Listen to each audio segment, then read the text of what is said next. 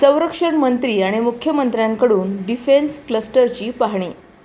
शिर्डी येथे उभारण्यात आलेल्या देशातील सर्वात मोठ्या खासगी संरक्षण उत्पादन प्रकल्पाची केंद्रीय संरक्षण मंत्री राजनाथ सिंह आणि महाराष्ट्राचे मुख्यमंत्री देवेंद्र फडणवीस यांनी संयुक्त पाहणी केली। यावेळी chief of defence staff general Anil Chauhan, पालकमंत्री राधाकृष्ण विखे पाटील यांच्यासह वरिष्ठ अधिकारी उपस्थित होते।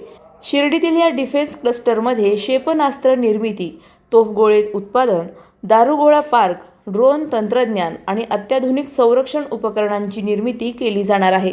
या प्रकल्पासाठी हजारो कोटींची गुंतवणूक करण्यात आली असून स्थानिक MSME उद्योगांना मोठी चालना मिळणार असल्याचे सांगण्यात आले।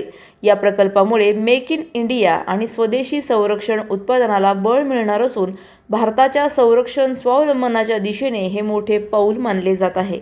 अधिक माहितीसाठी स्टार इंडिया 1 न्यूज पाहत रहा। चॅनलला सबस्क्राइब करा आणि अशाच अपडेट्ससाठी बेल आयकॉन दाबा।